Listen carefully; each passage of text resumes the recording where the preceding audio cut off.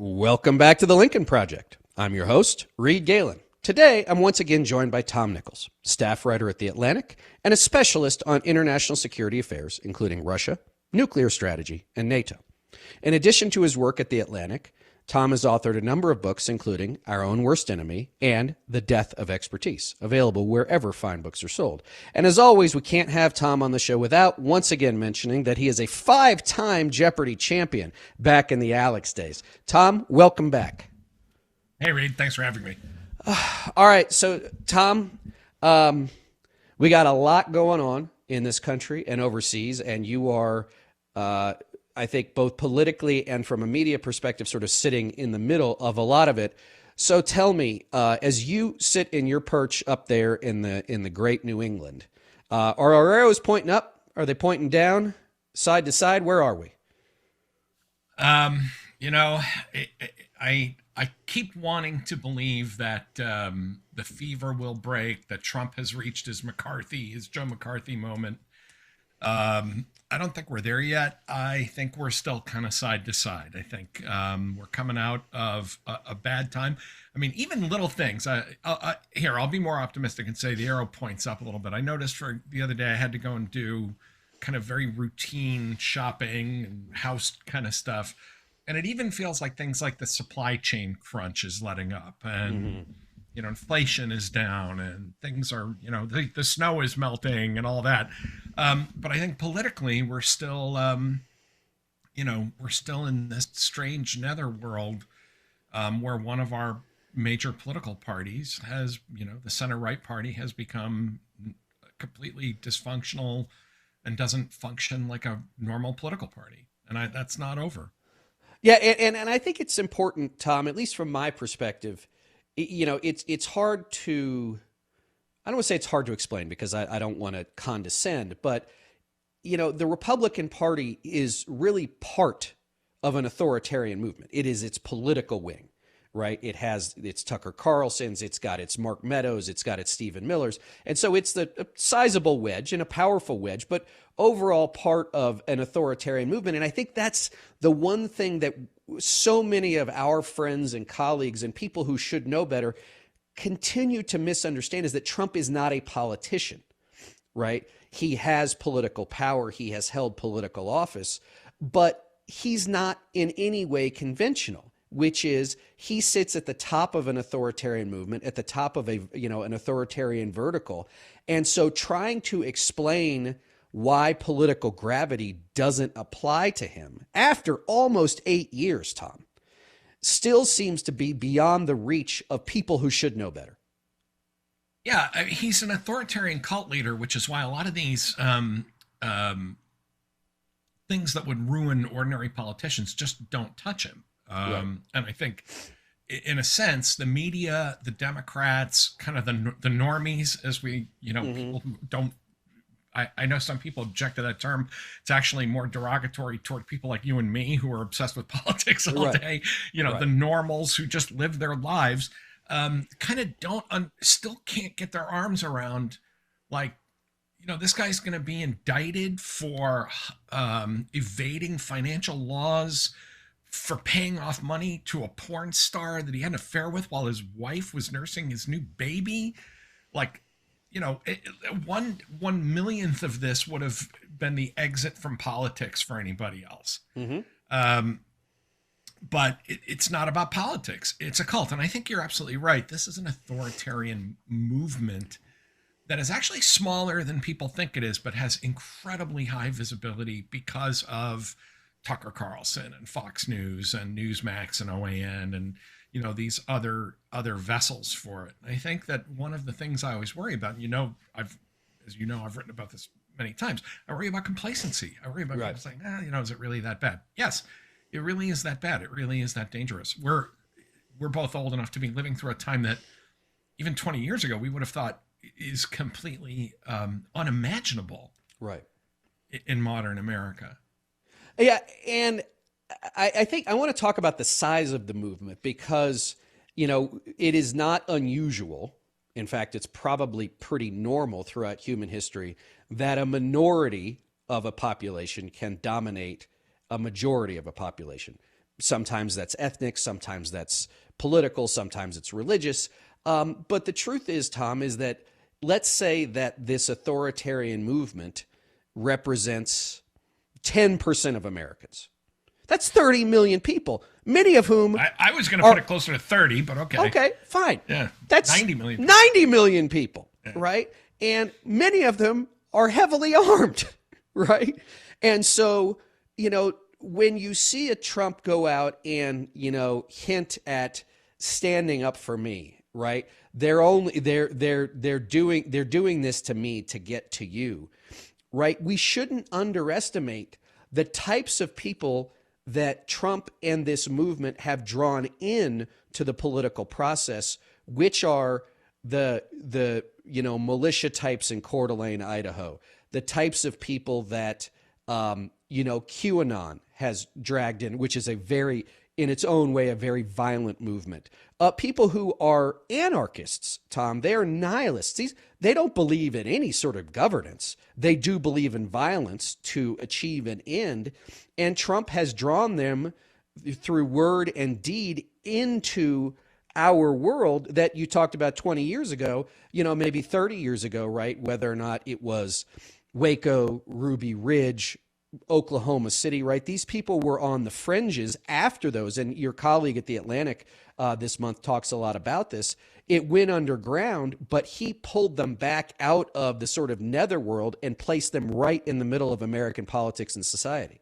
And I remember when we were able to be shocked by that, when Trump first started courting QAnon, we said, well, he's not really going to do that, is he? He's not. Right. But what you find with Trump is especially as he begins to shed more normal people, right? People in 2016 who may have voted for him said, okay, I can't vote for Hillary. I can't vote for Hillary, and I'm going to give him a chance, and maybe it's all an act.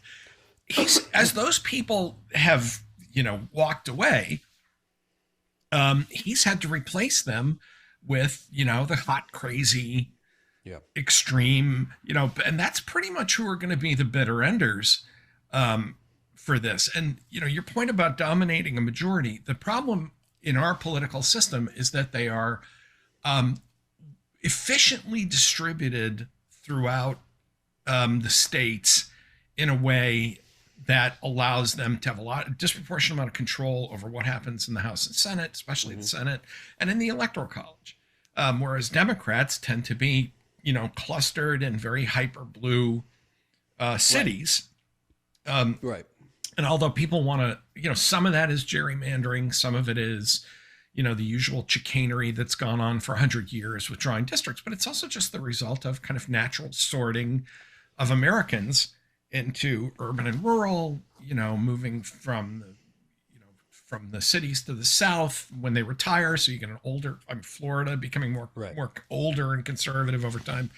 But that's a really dangerous problem because it magnifies the effect of people who normally would be kind of leavened into a larger political vote, into a larger kind of, electoral outcome every year. That sorting and that concentrating is something that Trump knows about. You're a political strategist. You know this. In 2016, what Bannon and Conway, the campaign manager, they actually figured out you don't have to win a national majority. You have to pick off the right people in these efficiently distributed states in the Electoral College. And it worked. So let me ask you this, because you are an expert on expertise, I guess. You're a former professor, well-read, well-thought. And, you're another of your Atlantic colleagues, Bart Gelman, wrote a piece at the beginning of last year about January 6th. And he had some research from a guy named Bob Pape, I believe, out of the University of Chicago. Mm-hmm. And what was surprising and concerning to them was that the radicalization that was occurring in the American right was not amongst 18-year-old white guys with no economic opportunity, but frankly, Tom, guys like me. Realtors. Professionals, suburban white guys who and there was this predominance that they were living in congressional districts that had been very white, very Anglo, and populations of color were moving in, and they were now Biden congressional districts. Um, from your perspective, and this is maybe an unfair question, if you are educated, if you're successful, if you otherwise should know better, if you should otherwise know the difference between reality and the fiction that Tucker and Jesse Waters and OANN and everybody else put out, like what's the switch that goes off in my cohort's brain? Yeah, I'm gonna kind of go deep and spiritual and psychological Sure. here for a minute. But first, I'm going to say yes, there is a lot of great stuff being done at the Atlantic today these days. And Adrian LaFrance's piece on extremism is our cover story this month, and I really recommend that people. It's a great deep dive, and I think people should absolutely read it. Yeah. And Bart's piece about the extremists actually worked. Small world. I worked with Bob Pape many years ago, and I think what Bob did that I think needed to be done that exploded this stereotype, this myth, is the unemployed factor, the left behind people. Well, here's a simple question. Let's find out who they are. Let's stop assuming who they are. Now that still leaves your question, Reed, about what is it about a middle-aged realtor who charters a jet to go to Washington? Yeah. And I actually think it's more, I do think that the racial anxiety issue is significant. I mean, it was a really interesting kind of crosstab there to find out that the people that were coming to January 6th were from districts that had a lot of change in racial composition. Right. But I think there's something deeper and a little more spiritual, kind of a more disturbing spiritual thing going on. I wrote a book called Our Own Worst Enemy. And what I think after, wrestling with this and researching for a couple of years, this is a kind of a mushy psychological explanation, but I really think that we have reached this point of affluence and boredom where otherwise successful people say, I have a house, I sent my kids to college, but yet I have this kind of rumbling feeling of inadequacy or insecurity, and a lot of that's pinged by racial change. And I'll try and get around this by get arms around it with a story I know I told in the book, and I've told in a few times when I've talked about this, about a personal friend of mine who has since passed away. And this is a guy who's a working guy, had a high school diploma, a house, sent kids to college, had a boat. I mean, he was living a pretty good life. And I said to him, what is it that's making, he said, things just have to change. You don't understand. And finally, because we were in a way that you can only talk to a guy that you've known since you were like 7. Right.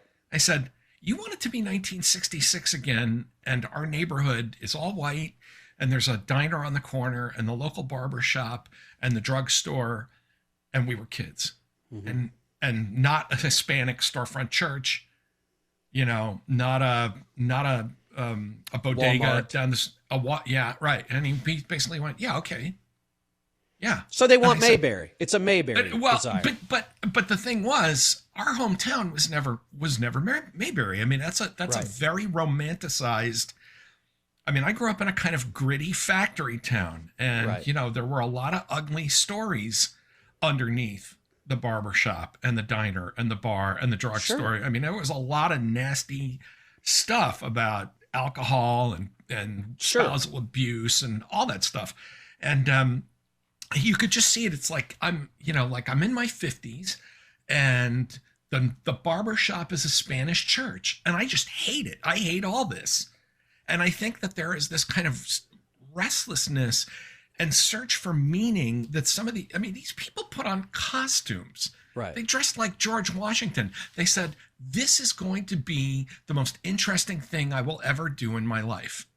And I think I think we really have to confront that.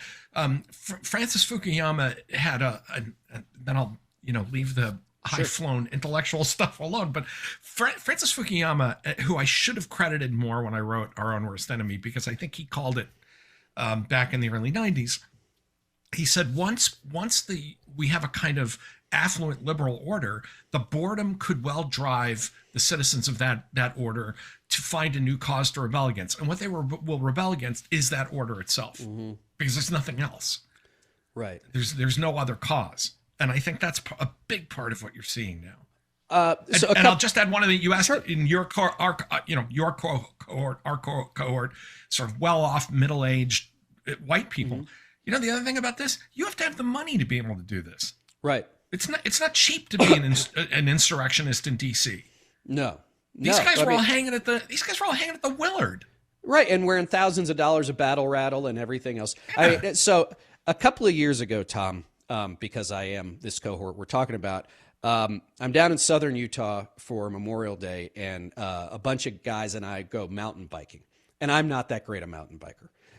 Not surprisingly, as everybody knows, my well-known athletic, abilities. And I'm going down this trail, and I go pretty slow because I'm not very good at this. And as I'm going down this trail, this thought flashes through my head.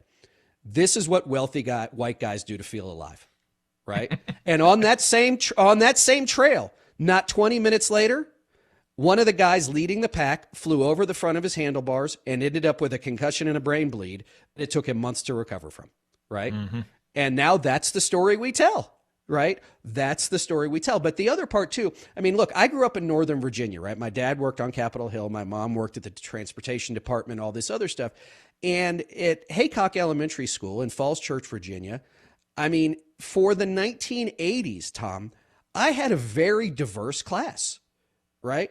We had white kids, we had black kids, we had Latinos, we had kids that were congressmen's kids, we had diplomats' kids, all the way through my high school experience, right? This was not an unusual thing. Then I moved to Dallas and I went to a private high school, and I was shocked. And as a high school editor, Tom, I wrote two pieces that got me in a lot of trouble. The first one was why racism is bad, right? And the second one was why the Second Amendment, this is 1994, mind you, why the Second Amendment was not meant for, I don't think we called them AR-15s, but whatever it was, right? Assault weapons. And I got in more trouble for the gun thing than I did for the racial thing. But, my guess is that a lot of those guys that were mad at me then are probably more mad at me now. Yeah, there's there's this weird attachment of a generic anxiety and a kind of generic sense of lost meaning to things like guns.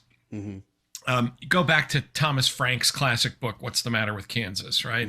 And he's talking to a guy in Kansas. This is in the early 90s, late 80s. Right. And this activist says, absolutely, we're trying to push these hot buttons about abortion because otherwise we can't get people don't care about tax rates. I mean, basically the guy was admitting, yeah, things are basically okay, and we can't get people really mad enough to support issues that we care about. So we just hammer on, abortion. We hammer on guns. We hammer on all this other stuff. Right, yeah. The border.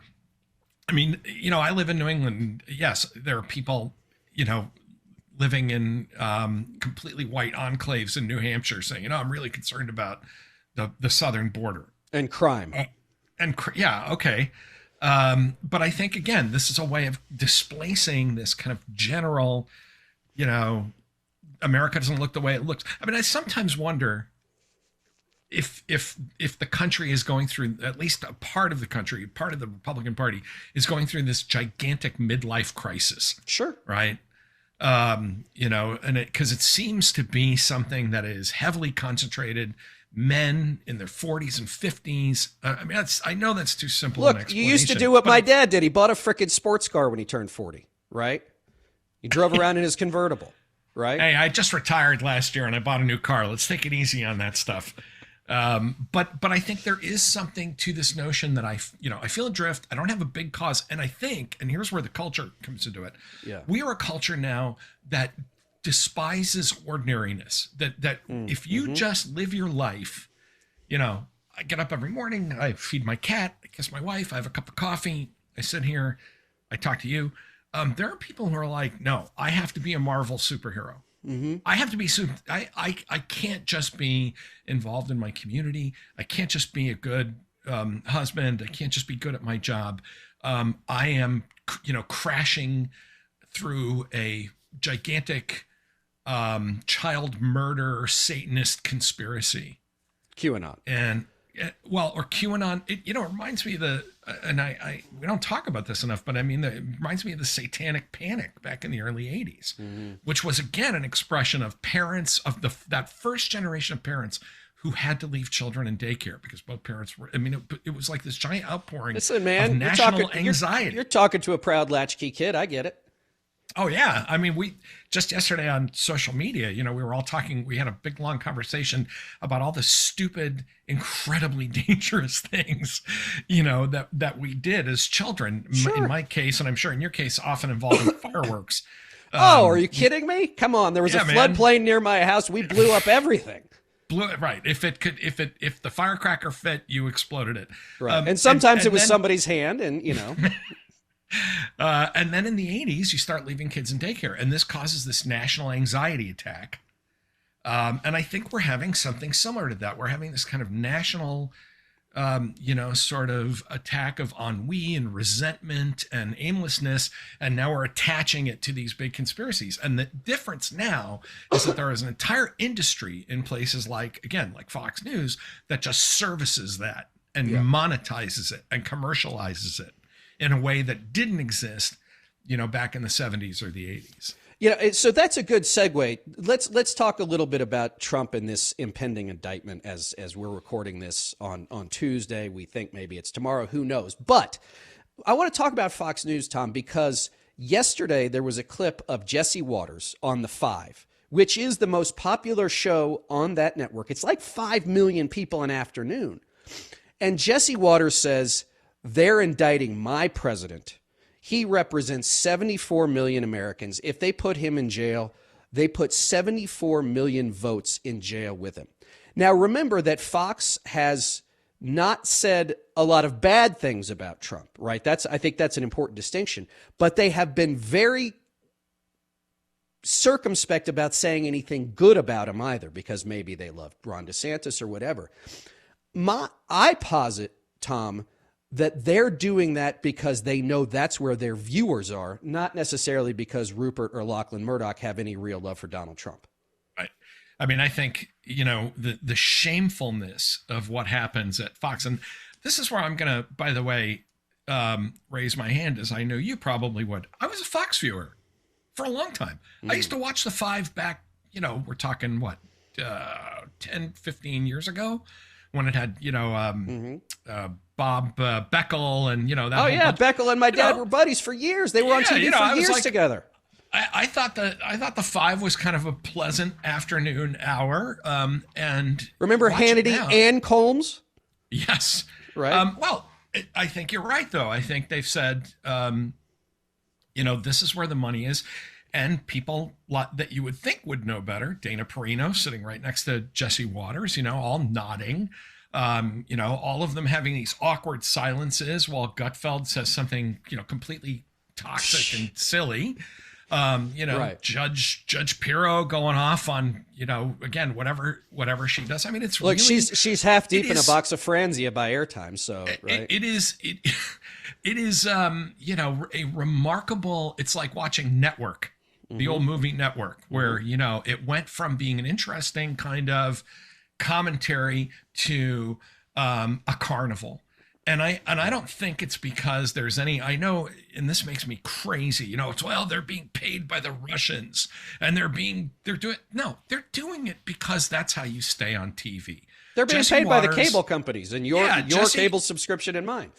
Jesse Waters draws a big paycheck to be on television, and he enjoys it. And he's going to say, just like Tucker Carlson, who doesn't even need the money. Right. Not anymore. It is, right. I will say anything I have to say. Carlson, as there's a recent profile, I think it was in the Times, about how Carlson basically said what happened to him at MSNBC and CNN was never going to happen again. He's never going to get fired again. And if just serving up buckets of hot crazy is how he gets to sit in front of that camera every night, that's what he's going to do. But I think that there's an immense irresponsibility here. There should come a point where somehow you should walk off camera and say, there are things I just shouldn't say. There are things I shouldn't do. And you would certainly think that, again, people like, Perino. I mean, I always think of, I keep looking at Dana Perino and saying, this woman worked for the Bush administration. We were buddies for a long time. We were friends for a long time, right? Yeah. How do you not walk off that set and say, wow, I did some really bad things to the United States today? And I don't know how they do it. I want to go back to the normalcy or the bias against normalcy. So there was this story months ago, Tom, out of, I think it was Amsterdam, where Jeff Bezos had built this gigantic yacht, and they were going to have to dismantle this bridge, right, to get the yacht out of the shipyard. And the people in Amsterdam went bananas. Now, this is a bridge that wasn't even in use anymore, right? But to them, the idea that this American gajillionaire was going to dismantle part of their town so he could get his yacht out was just beyond them. But there was also a part of the story, and I don't remember where it was, that like the folks there were like, we don't even they were so, I don't want to say anti-American. They're not anti-American, but it was like they didn't understand the American desperate need to be the superhero, to be Iron Man. It's like we get up, we have our espresso, we go to work, right?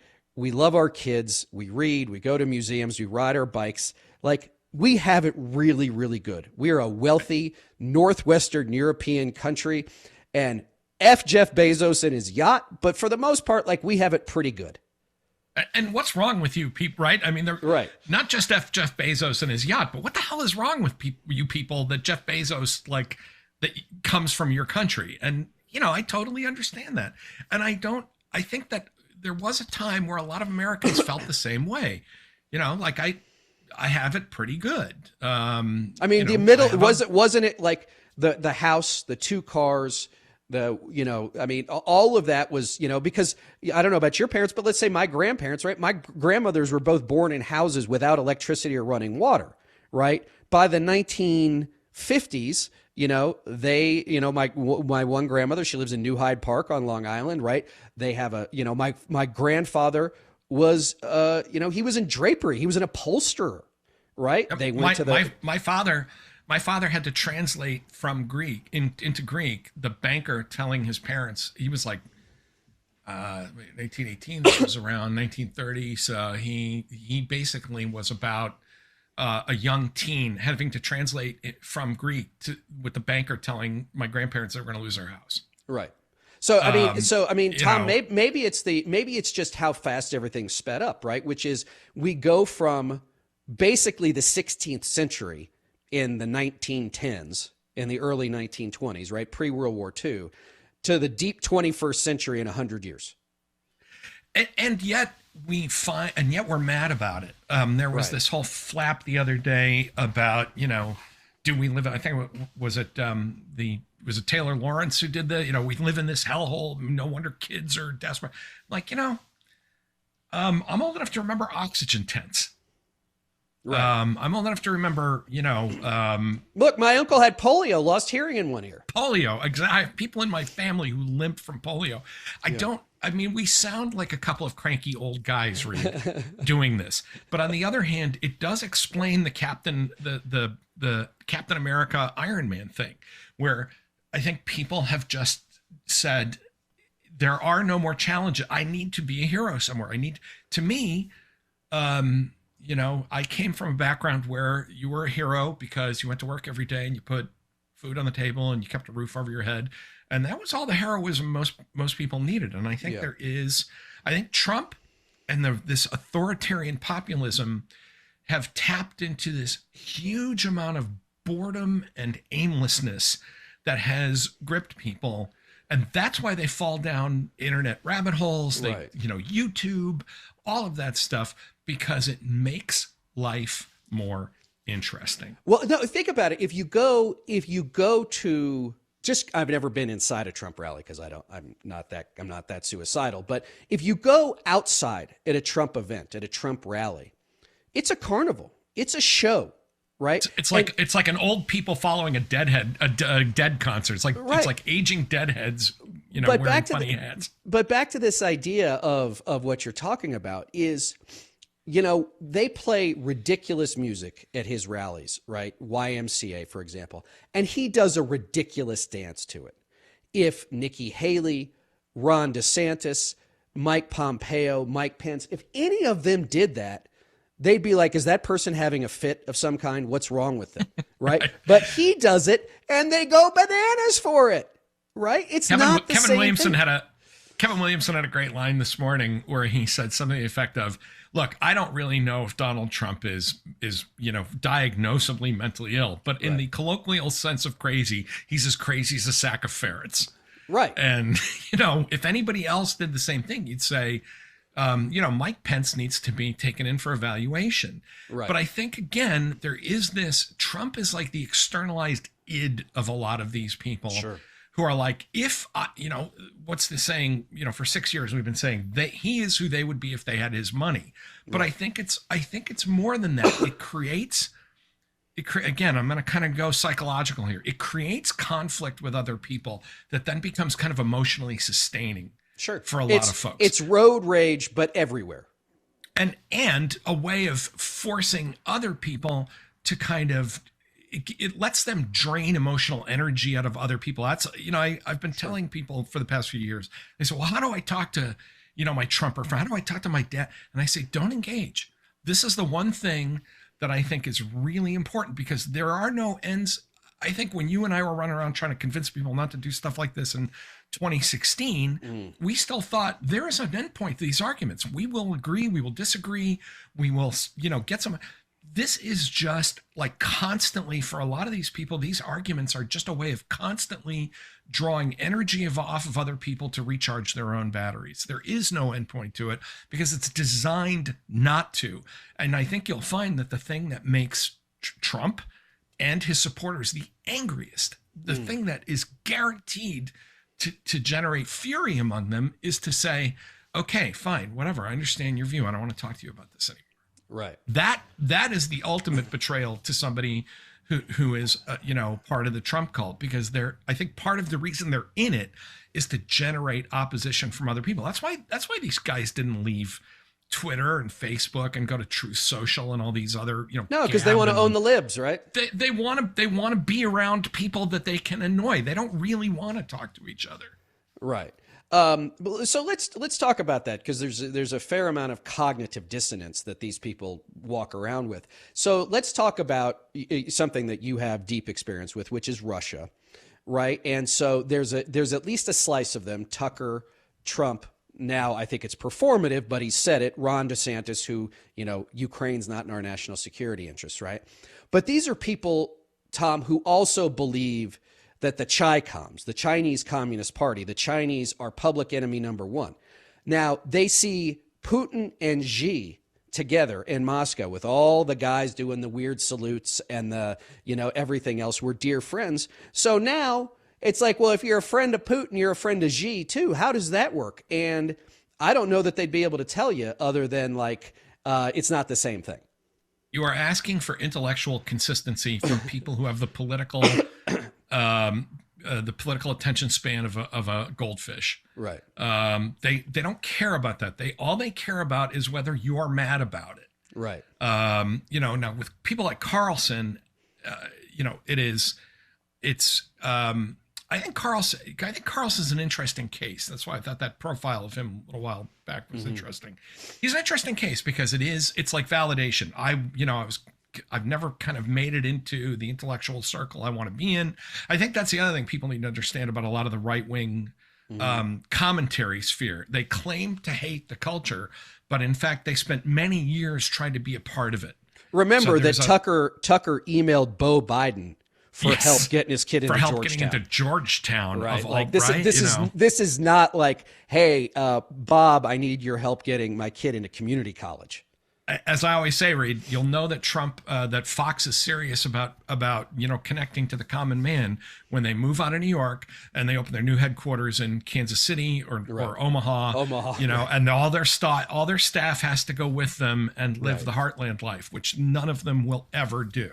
Right. But I think with the kind of rank and file Republicans, most of them are actually still hanging on and understanding the stakes in Ukraine. But propaganda, this drumbeat of propaganda from Fox, is having an effect. But I think, again, I define myself as against whatever somebody else is doing. And with Putin, it's easy to blend that into the resentment narrative. He's a white Christian, chauvinist. He hated, seeing trans people on Eurovision. There's no gay people in Russia. There's well, certainly no drag queens. Right. Plenty of gay people in Russia, but they're, they think Putin's got everybody in their place. But then he goes and he hangs out with Xi, and I can guarantee you what the narrative would be. Well, he had to do it. He was forced to do it. We've put him in that corner. There is no logical line of argument, and yet for those of us who thought we joined the party of Ronald Reagan, to see this kind of abject groveling to the Kremlin, which I think right now is vastly more dangerous to international order than the Chinese. And I will say it's not because the Chinese are good guys, but I think the Chinese have a much bigger stake in the status quo right now, economically, if nothing else. It's really something. And it's amazing to watch Governor DeSantis betray Congressman DeSantis, who had very different opinions about Ukraine. But again, it's all about pandering to the base at this point. So the one thing I do want to lean back on your expertise one more time, which is, and you talk about the pandering, which is this whole idea of like, well, we can't take Russia on because they're nuclear armed and we're just waiting for World War III. I mean, Tom, you are a nuclear expert. You are a Soviet expert. We stood up to these people for 40 frickin' years, right? Like, we knew that they had nukes pointed at us. For God's sake, they had them in Cuba in 1962, right? So like, it's fascinating to see now these guys who are like pardon my French, the fuck your feelings crowds are like, oh, Russia has nukes. We shouldn't be mean to them. Yeah, I mean, I think the part of the problem here is that this argument has devolved, as all arguments in America do now, into silly extremes.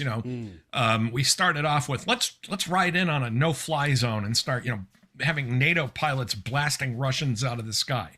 That would have been bad, right? That old line from Ghostbusters, right? I'm not clear on this good-bad thing, right? Right. Don't cross the streams. Yeah, that would have been crossing the streams. But I think the other is, well, let's just leave Russia alone. We have no real issues with them. There's nothing really at stake here, and they have nuclear weapons. My argument from the first day of this war has been, when you have two nuclear armed superpowers, well, two nuclear armed powers, one of them a former superpower, right? You have to be careful. You have to calibrate your responses. You have to be careful what you say in public. Hey, you may remember about a year ago, I went after Joe Biden when Biden said, God, this guy's got to go. I was like, I understand, Mr. President, if you want to kind of rant that in the Oval Office to your aides, you probably don't say it in public, while there are hostilities going on in Europe and you have to keep a coalition together. So I think that whole issue of nuclear weapons is real. You mentioned Cuba. Yeah, Cuba was a near thing. I mean, Cuba could have ended, we wouldn't be sitting here right now. Right. But I think nuclear weapon, the nuclear threat, the nuclear risk is a real thing, not because I think anyone would intentionally use them, but because I think Putin is a terrible strategist and basically not very bright. This is a guy who developed a reputation as being the chess playing, ice cold KGB guy, when in fact, he's a moderately clever thug. And you don't want him to do something that sets in motion a chain of events that he himself cannot control. Right. That's what I always worry about. I don't worry that Putin's going to say, I've had enough of you people. It's go time, kids. I worry that he says, let's play this card out of the pack. And then, a day later he's going, oh crap, I didn't That's not what I meant. But I mean, isn't that sort of Trumpy too? Which is, if you go back to Mary Trump's first book about her uncle, right? She talks about the idea that he would walk into his elementary school and do the most outrageous thing he could think of, and nobody ever said stop. They just stood there with their mouths agape. And he's done it for nearly 80 freaking years, Tom. And that's one of those things where, again, throughout history, if you allow a bully to be a bully, they will be a bigger and bigger bully, right? And now we've seen Trump is different from Putin in one way. Putin faces real consequences. He is losing this war.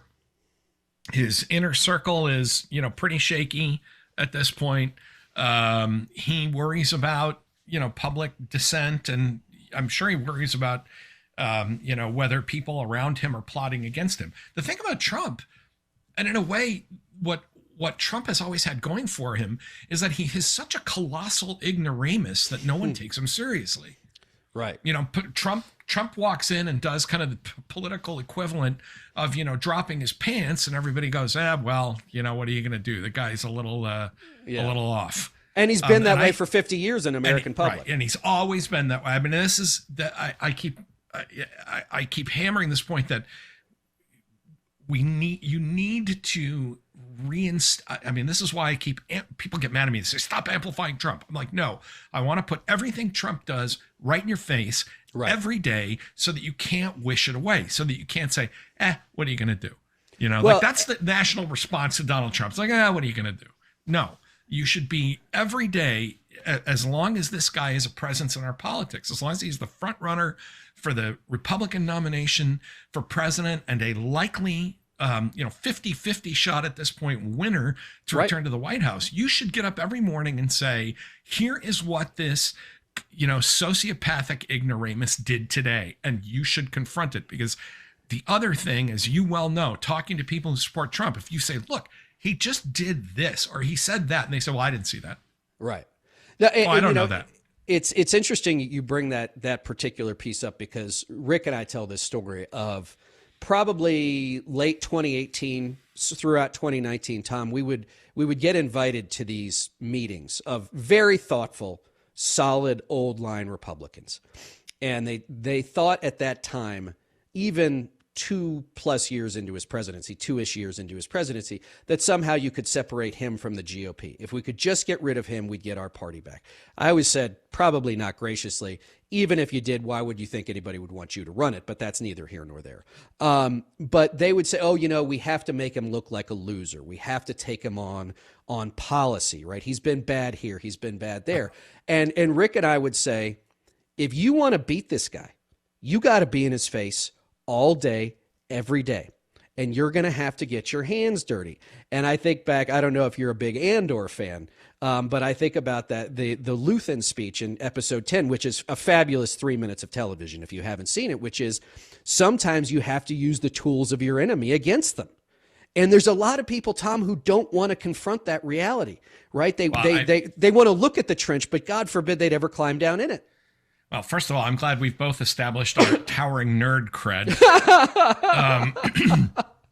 But the problem with beating him on policy is that we live in a post-policy world. Right. No one cares about policy. Certainly no one who supports Trump.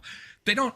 If you think about every possible Republican issue over the past 40 years, and this is, again, one of those places where I just bristle when people say, well, the Republicans were always like this. I'm sorry, the Republicans were not always the party of big government, super enabled executive power, trying to stack judges to get things through courts that we can't get at the ballot box. Right. Those were all accusations we made against our opponents in the 1970s Legislating and 80s and 90s. Bench and all that. Legislating from the bench, activist judges. And so the idea that you're going to win this argument on that, I mean, I think you really need to remind a huge swath of the American people, as happened, I think, in 2020. Look, there are a lot of problems in the Democratic Party. I am not a registered Democrat. I'm an unregistered. I'm unhomed. I'm part of the biggest political movement in America, the non-registered voter. But, I am going to keep voting for Democrats because this is irresponsible and dangerous. And I think part of the problem, the kind of conversations you're talking about with that you and Rick had with, some of the party elders, it's like, look, it's not enough to not be in favor of Trump. You have to actively do things like vote for candidates you might not like, right, in order to literally stop Trump. Right. I'm just not going to be I think it's, and this goes back to the very early days of the Never Trump fight with our comrades on the right. It's not enough to say, well, I'm going to vote for a third party, or I'm going to sit this one out. I'm above this fray. My hands are clean. No, that's how Donald Trump got elected in 2016. Right. No, and look, I would say this. Rick and I had another conversation with a group, and they said, the Democrats are as bad as the Republicans. I said they are not. And they said, so you support everything Democrats do? I said, I did not say that. I too, Tom, am a registered independent. I said, but we only have one pro-democracy party left in the country, and it happens to be the Democrats. And so I fight with the Democrats. And they're like, yeah, but think about when Joe Biden went to Atlanta and, to try and push his voting rights bill, and he called, people that were against it Jim Crow. I'm like, have you lived in the South? Have you lived in the South? Do you know why runoffs exist in the South? Not because they want the black guy to win, right? Because they want the black guy to lose. And so this idea of equivalency is really, really hard, especially, again, amongst people like you and me, Tom, who should know better. And they're like, yeah, but Biden's just as bad. I'm like, he is not. You could say a lot of bad things about him. You could say a lot of things about the Democratic Party. They make us nuts, whatever, but they are not as bad. They are not. It is not. It is not a true equivalency. It is bullshit that you make up to excuse your behavior. That is exactly where I was going. These are rationalizations to do what you were going to do anyway. I get this. When people throw, Fox's favorite congressperson, Cori Bush, right? They say, well, what about Cori Bush and, birthing people and people with uteruses and, all that. And I'm like, okay, I get it. I too, hurt myself rolling my eyes when Cori Bush talks, but I am not worried that Cori Bush is part of a huge movement to subvert the goddamn Constitution of the United States. Right. There are always politicians on the edges who say annoying and silly things, but Cori Bush is not Andy Biggs. Right. Cori Bush is not Marjorie Taylor Greene. There is one party. In fact, let me suggest this to anybody who's listening to us or watching us, saying, well, the Democrats are just as bad as the Republicans. I would argue that one of the things that make Democrats bad at winning elections, the kind of things you and I were talking about, is that they are in fact obsessed with process, right, and inclusion and policy, right, and all the things that we associate with kind of a normal functioning democracy. Right. And it actually puts them at a disadvantage when they're up against, kooks, when they're up against, anti-democratic, pro-sedition, pro-insurrection lunatics. And, if the Democrats were just as bad as the Republicans, they'd be winning a lot more elections and ramming things through, by fiat, the way Trump tried to do. And they just don't. I mean, I think you're right. I think it's just a silly equivalence that is meant to let you off the hook for having to make a hard moral and political decision that you don't want to make. So at those same meetings, I had this line that I stole from somebody on Twitter years ago. I don't even remember who it is, so I've claimed it as my own now, Tom. And I said, Democrats play chess and Republicans eat the pieces. Right? It's not the same deal. I am gonna maybe I'm misattributing it, but I'm gonna say that my pal Molly Jongfast, I think, came up with that one. But yes, all right, then Molly gets all the credit for it. I think it's Molly. If it wasn't, I apologize to whoever created it. But what do you do when say, well, here we'll have a debate? Like, I believe in presidential debates. I know they don't resolve much. But I think Americans need to be able to see the person that's going to lead their nation stand behind a podium and say, this I believe, right? Right. What do you do when you have a debate like Biden and Trump, where Trump is just going on and interrupting? And finally, I think the best moment of that debate was when Joe Biden tiredly just said, will you shut up, man? Yeah. Because then I think that I said, okay, that guy should be president. Right. but I think that subverting all of these things, subverting all of these processes is vastly more dangerous than liberals who just want policies that I don't happen to like. And I know you and I have taken a huge amount of steam, all of us in the Never Trump, train, took a huge amount of steam. You're supporting, yes, a few months back, I wrote a piece where I said, I judge every candidate by does this strengthen or weaken the anti-democratic, anti-constitutional coalition in the Republican Party, which leads me to oppose Republicans on things I might otherwise agree with them on, because I don't want the success of that to redound to be more political capital that they will use in trying to destroy the Constitution. Last question for you. Because you've talked about Andy Biggs, and we talked about Trump, and we've talked about DeSantis and Tucker and Marjorie Taylor Greene. But I want to go to the other side of let's say the House Republicans, the Main Street Republicans, right? The guys who were not last to vote for McCarthy, but first to vote for McCarthy, Tom, because he's quote unquote the normal one. Mm-hmm. These are the guys who did not vote to impeach Donald Trump a second time. They'll demand credit for certifying Joe Biden's presidency, despite the fact that it was their legal, constitutional, and moral doing their duty. Their duty. So are they better or worse? Because they claim to be better because they'll vote for infrastructure. But we all know that when the time comes on whether or not it's Trump's indictment or a debt ceiling or, let's say, funding for Ukraine, they're going to, clamp their eyes shut, put their hands over their ears and hope to God the storm passes them by. What do you say to them? Let's think about what their response to this would be. They would say, look, if it weren't for me, you'd get somebody even crazier, right? I would get primaried by a lunatic. And I would, and I mean, who are we talking about here? I'm not really up on the kind of the moderate normals left in the Republican Party, like a Patrick McHenry kind of guy, right? Right. But they'll say, I'm going to get replaced by a Marjorie Taylor Greene or a Lauren Boebert.